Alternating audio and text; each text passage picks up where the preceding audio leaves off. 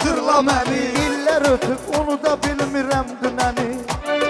Qüssə kədər saçlarıma saldı dəni.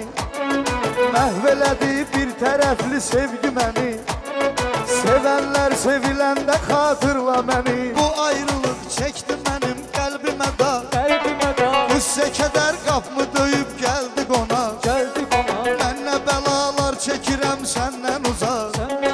Kədər ürəyimi dələndə xatırla məni. Ha itirəndən mən öz sevgi ustadımı. Yağışlar da bilir mənim fəryadımı. Oğlun olsa həmin oğula qoy adımı. Həmən körpə güləndə xatırla məni.